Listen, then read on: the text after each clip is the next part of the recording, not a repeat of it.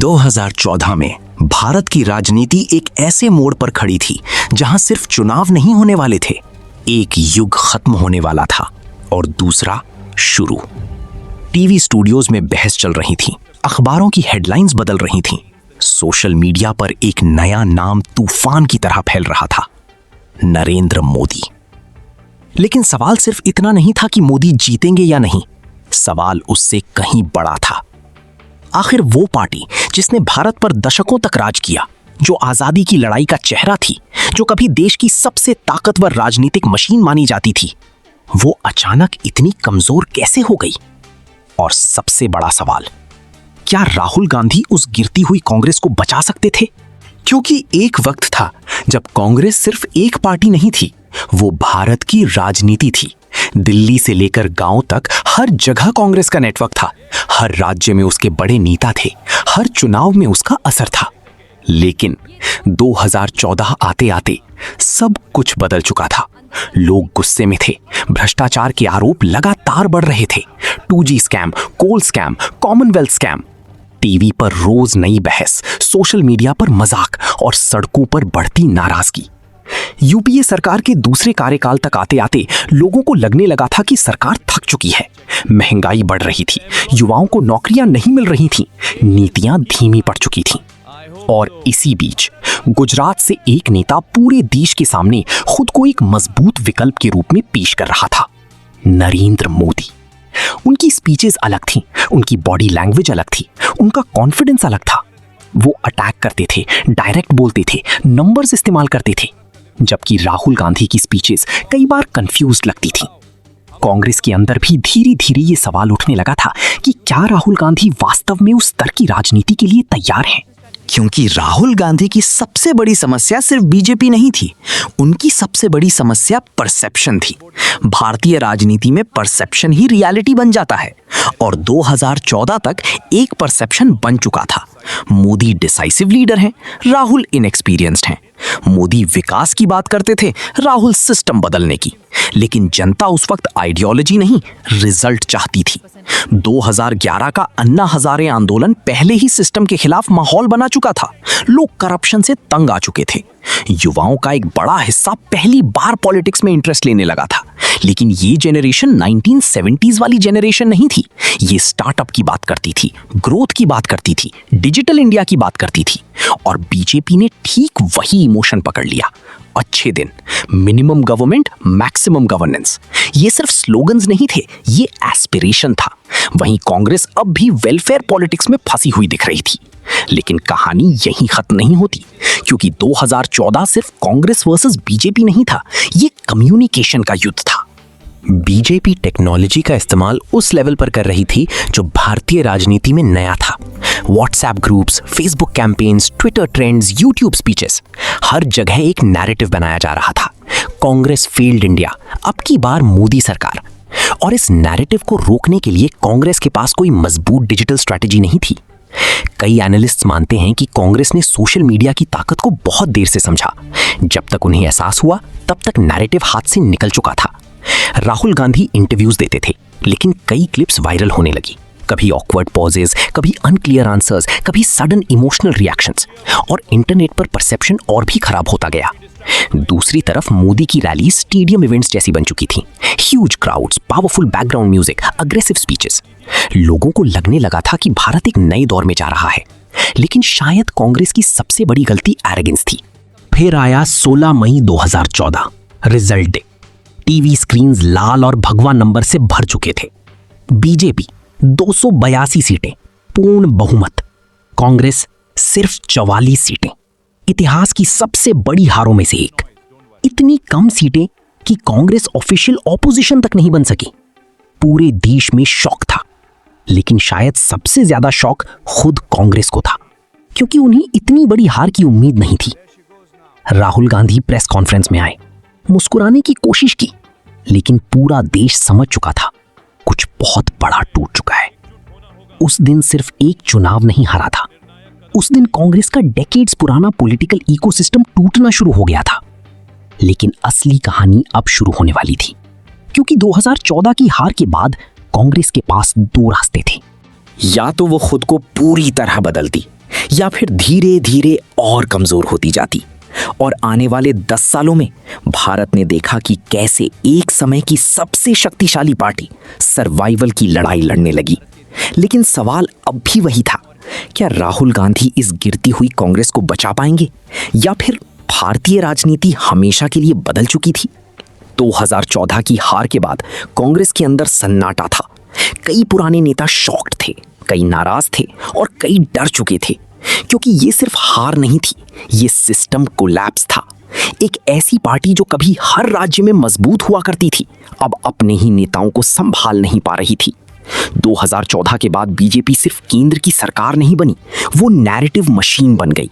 हर election में aggressive campaign, हर मुद्दे पर फास्ट मैसेजिंग, हर स्टेट में एक्सपेंशन। और दूसरी तरफ कांग्रेस रिएक्शन मोड में फंसती चली गई।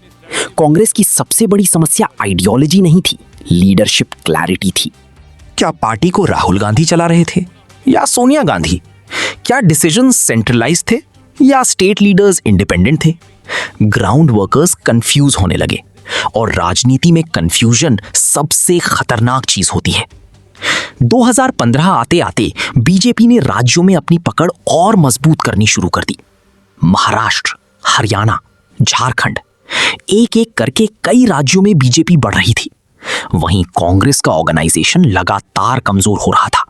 कई पुराने नेता पार्टी छोड़ने लगे, कुछ रीजनल पार्टीज में चले गए, कुछ बीजेपी में शामिल हो गए, और राहुल गांधी की इमेज लगातार अटैक के घेरे में थी। सोशल मीडिया पर मीम्स बन रहे थे, उनके स्पीचेस एडिट करके वायरल किए जा रहे थे। बीजेपी समझ चुकी थी कि मॉडर्न पॉलिटिक्स सिर्फ रैलीज से नहीं जीती जाती, नैरेटिव कंट्रोल जरूरी है। और उस दौर में बीजेपी नैरेटिव जीत रही थी।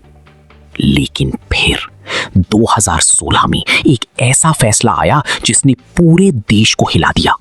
डीमोनेटाइजेशन। 8 नवंबर 2016 रात 8 बजे नरेंद्र मोदी ने अचानक 500 और 1000 रुपए के नोट बंद करने का ऐलान कर दिया। पूरा देश शॉक में था। बैंकों के बाहर लंबी लाइनें, लोग परेशान, छोटे कारोबार प्रभावित। ऑपोजिशन ने अटैक शुरू कर दिया। राहुल गांधी ने इसे गरीबों पर हमला बताया। कुछ समय के लिए ऐसा लगा कि शायद बीजेपी मुश्किल में आ जाएगी, लेकिन बीजेपी ने इसे करप्शन और ब्लैक मनी के खिलाफ युद्ध की तरह पेश किया। और जनता का बड़ा हिस्सा कठिनाइयों के बावजूद मोदी के साथ खड़ा रहा। यहीं राहुल गांधी की एक और समस्या सामने आई। वो मुद्दे उठाते थे, लेकिन नैरेटिव पूरी तरह कंट्रोल नहीं कर पाते थे। 2017 उत्तर प्रदेश चुनाव। कांग्रेस और समाजवादी पार्टी ने गठबंधन किया। स्लोगन था, यूपी को ये साथ पसंद है। लेकिन रिजल्ट डिजास्ट्रस रहा। बीजेपी ने मैसिव जीत हासिल की। यही वो समय था जब बीजेपी ने नेशनलिज्म को अपनी पॉलिटिक्स का सेंट्रल इमोशन बनाना शुरू किया। Surgical strike, national security, strong leadership. और ये नैरेटिव यूथ में तेजी से कनेक्ट कर रहा था। राहुल गांधी करप्शन और इनइक्वालिटी की बात कर रहे थे, लेकिन बीजेपी इमोशनल नेशनलिज्म की पॉलिटिक्स खेल रही थी। फिर 2018 आया। कांग्रेस ने कुछ राज्यों में वापसी की, राजस्थान, मध्य प्रदेश, छत्तीसगढ़। पहली बार ऐसा लगा कि शायद कांग्रेस कमबैक कर सकती है। राहुल गांधी एग्रेसिव मोड में दिखाई देने लगे। उन्होंने रफाल डील पर लगातार अटैक किया। चौकीदार चोर है स्लोगन वायरल हुआ। लेकिन बीजेपी ने इसका जवाब और बड़े नैरेटिव से दिया। और फिर 2019 से ठीक पहले भारत में एक ऐसा अटैक हुआ जिसने पूरा माहौल बदल दिया। पुलवामा, 14 फरवरी 2019, सीआरपीएफ कॉन्वॉय पर सुसाइड अटैक, 40 जवान शहीद। पूरा देश गुस्से में था। फिर बालाकोट एयर स्ट्राइक हुई और अचानक इलेक्शन नेशनलिज्म वेव में बदल गया। मोदी की इमेज अब सिर्फ डेवलपमेंट लीडर की नहीं थी, अब वो स्ट्रॉन्ग नेशनलिस्ट लीडर बन चुके थे। कांग्रेस इकोनॉमी और अनएम्प्लॉयमेंट की बात कर रही थी, लेकिन देश का मूड नेशनल सिक्योरिटी पर शिफ्ट हो चुका था। 2019 इलेक्शन कैंपेन में मोदी की रैलीज फिर मैसिव हो गई। दूसरी तरफ राहुल गांधी लगातार अटैक कर रहे थे, लेकिन पब्लिक इमोशन अलग डायरेक्शन में जा चुका था। 23 मई 2019 रिजल्ट डे। बीजेपी 303 सीटें, पहले से भी बड़ी जीत। कांग्रेस सिर्फ 52 सीटें। राहुल गांधी खुद अमेठी हार गए, वो सीट जो दशकों तक गांधी परिवार का गढ़ मानी जाती थी। पूरे देश में सिंबलिज्म साफ था। भारतीय राजनीति पूरी तरह बदल चुकी थी। 2014 को कई लोग एंटी इनकम्बेंसी वेव मानते थे, लेकिन 2019 ने साबित कर दिया ये परमानेंट शिफ्ट था। राहुल गांधी ने हार के बाद कांग्रेस अध्यक्ष पद से इस्तीफा दे दिया। पार्टी अंदर से और कमजोर होती चली गई। लेकिन कहानी यहां खत्म नहीं हुई, क्योंकि 2019 के बाद भारत की राजनीति और ज्यादा अग्रेसिव होने वाली थी और राहुल गांधी का सबसे कंट्रोवर्शियल फेज अभी बाकी था। 2019 की हार के बाद कांग्रेस सिर्फ कमजोर नहीं थी, वो डायरेक्शनल लेस लग रही थी। कई सीनियर लीडर्स पार्टी छोड़ चुके थे, कुछ ओपनली लीडरशिप पर सवाल उठा रहे थे। G23 ग्रुप बना, इंटरनल डिसेंट बढ़ने लगा और बीजेपी लगातार एक्सपैंड कर रही थी। आर्टिकल 370 हटाया गया, CAA डिबेट हुई, राम मंदिर मूवमेंट और तेज हुआ। हर बड़े मुद्दे पर बीजेपी अग्रेसिव थी। लेकिन राहुल गांधी का पॉलिटिकल अप्रोच अलग था। वो इंस्टीट्यूशंस, डेमोक्रेसी, इनइक्वालिटी और कॉन्स्टिट्यूशनल वैल्यूज की बात करने लगे। उनकी स्पीचेस पहले से ज्यादा आइडियोलॉजिकल हो चुकी थीं। लेकिन प्रॉब्लम ये थी कि कांग्रेस का ग्राउंड ऑर्गेनाइजेशन लगातार कमजोर हो रहा था। कई राज्यों में वर्कर्स डीमोटिवेटेड थे, फंडिंग कमजोर हो रही थी, रीजनल पार्टीज कांग्रेस की जगह ले रही थीं।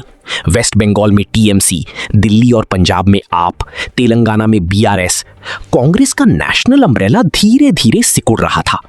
फिर आया 2020, कोविड पैंडेमिक। पूरा देश लॉकडाउन में था, लाखों माइग्रेंट वर्कर्स सड़कों पर थे। राहुल गांधी ने सरकार पर कई सवाल उठाए, इकोनॉमी को लेकर वार्निंग्स दी, लेकिन नेशनल मूड अब भी लार्जली मोदी के साथ था, क्योंकि क्राइसिस के समय स्ट्रॉन्ग लीडर परसेप्शन और मजबूत हो जाता है। इसी दौरान सोशल मीडिया पॉलिटिक्स और भी ब्रूटल हो चुकी थी। हर बयान इंस्टेंटली वायरल, हर गलती मीम, हर स्पीच क्लिप एडिट होकर सर्कुलेट। और राहुल गांधी अब भी परसेप्शन बैटल हार रहे थे। लेकिन फिर 2022 में उन्होंने एक ऐसा फैसला लिया जिसने उनकी पूरी पॉलिटिकल इमेज बदलनी शुरू कर दी। भारत जोड़ो यात्रा। कन्याकुमारी से कश्मीर तक हजारों किलोमीटर पैदल यात्रा। शुरुआत में कई लोग मजाक उड़ा रहे थे, लेकिन धीरे धीरे तस्वीर बदलने लगी। राहुल गांधी लगातार लोगों से मिल रहे थे, students, farmers, workers, civil society groups. उनकी इमेज पहली बार स्क्रिप्टेड पॉलिटिशियन से हटकर एक्सेसिबल लीडर जैसी बनने लगी। White T-shirt, long beard, walking visuals. Social media पर यात्रा की क्लिप्स वायरल होने लगी। कांग्रेस NCP एनालिस्ट्स ने माना कि यह राहुल गांधी का सबसे इफेक्टिव पॉलिटिकल मूव था, क्योंकि पहली बार उन्होंने नैरेटिव रिएक्ट नहीं किया, उन्होंने खुद नैरेटिव बनाया। लेकिन पॉलिटिक्स सिर्फ इमेज से नहीं चलती, ग्राउंड मशीनरी भी चाहिए। और कांग्रेस वहीं कमजोर थी। 2023 में कर्नाटका इलेक्शन में कांग्रेस ने बड़ी जीत हासिल की, फिर तेलंगाना भी जीता। पहली बार ऑपोजिशन को लगा कि शायद बीजेपी को चैलेंज किया जा सकता है। इंडिया अलायंस बना, कई ऑपोजिशन पार्टी साथ आईं। लेकिन अलायंस पॉलिटिक्स हमेशा कॉम्प्लिकेटेड होती है, seat sharing fights, leadership confusion, regional ambitions. और दूसरी तरफ बीजेपी एक सेंट्रलाइज्ड इलेक्शन मशीन बन चुकी थी। 2024 इलेक्शन आते आते देश दो बड़े नैरेटिव्स में बंट चुका था। बीजेपी कह रही थी स्ट्रॉन्ग इंडिया, विकसित भारत, मोदी गारंटी। वहीं कांग्रेस इनइक्वालिटी, अनएम्प्लॉयमेंट और संविधान बचाने की बात कर रही थी। राहुल गांधी की स्पीचेस अब पहले से शार्पर थीं, उनकी बॉडी लैंग्वेज भी बदली हुई लग रही थी। लेकिन बीजेपी का इकोसिस्टम बहुत बड़ा हो चुका था। Ground workers, digital army, funding, media influence और सबसे बड़ी चीज, मोदी ब्रांड। भारतीय राजनीति में पहली बार किसी लीडर की पर्सनल पॉपुलैरिटी पार्टी से भी बड़ी हो चुकी थी। और यही कांग्रेस के लिए सबसे मुश्किल चैलेंज था, क्योंकि अब लड़ाई सिर्फ बीजेपी से नहीं थी, लड़ाई एक पॉलिटिकल फिनोमिनन से थी। लेकिन despite all this, Rahul Gandhi completely disappear नहीं हुए। 2014 वाले राहुल और 2024 वाले राहुल में फर्क दिखाई देने लगा था। पहले उन्हें रिलक्टेंट पॉलिटिशियन माना जाता था, अब वो लगातार एक्टिव दिखाई दे रहे थे। पहले स्पीचेस ऑकवर्ड लगती थीं, अब कई स्पीचेस वायरल होने लगी। पहले वो सिस्टम से डिस्कनेक्टेड लगते थे, अब यात्राओं और पब्लिक इंटरैक्शंस ने इमेज बदली। लेकिन सवाल अब भी वही था, क्या ये बदलाव बहुत देर से आया? क्योंकि भारतीय राजनीति इंतजार नहीं करती। 2014 से 2024 तक कांग्रेस सिर्फ इलेक्शंस नहीं हारी, उसने नैरेटिव खोया, कैडर खोया, स्टेट्स खोए, कॉन्फिडेंस खोया, और शायद सबसे बड़ी चीज, उसने वो ऑरा खो दिया जो कभी उसे नेचुरल पार्टी ऑफ गवर्नेंस बनाता था। लेकिन कहानी अभी खत्म नहीं हुई, क्योंकि भारतीय राजनीति अनप्रेडिक्टेबल है। 1977 में कांग्रेस खत्म लग रही थी, 1980 में वापस आ गई। 1984 में बीजेपी सिर्फ 2 सीटों पर थी, आज देश की सबसे बड़ी पार्टी है। इसलिए ये कहना कि कांग्रेस हमेशा के लिए खत्म हो गई शायद जल्दबाजी होगी। लेकिन एक बात तय है, 2014 से 2024 तक का दशक भारतीय राजनीति के इतिहास में हमेशा याद रखा जाएगा, क्योंकि इसी दशक में भारत ने देखा कि कैसे एक डोमिनेंट पार्टी गिरती है और कैसे एक नई पॉलिटिकल फोर्स पूरे देश की राजनीति बदल देती है। और इस पूरी कहानी के केंद्र में एक आदमी लगातार मौजूद रहा, राहुल गांधी। कुछ लोगों के लिए वो फेल्ड लीडर हैं, कुछ लोगों के लिए डेमोक्रेसी की आखिरी उम्मीद। लेकिन चाहे कोई उन्हें पसंद करे या नहीं, एक बात से इनकार नहीं किया जा सकता, उनकी पॉलिटिकल जर्नी भारत की मॉडर्न पॉलिटिकल हिस्ट्री का सबसे कंट्रोवर्शियल चैप्टर बन चुकी है। अब सवाल सिर्फ इतना है, क्या आने वाले सालों में राहुल गांधी कांग्रेस को दोबारा खड़ा कर पाएंगे, या फिर 2014 में शुरू हुआ पतन भारतीय राजनीति का परमानेंट रियलिटी बन चुका है? क्योंकि राजनीति में सबसे खतरनाक चीज हार नहीं होती, सबसे खतरनाक चीज होती है इररिलेवेंस। और अगली कुछ साल तय करेंगे कि कांग्रेस वापसी करेगी या इतिहास बन जाएगी।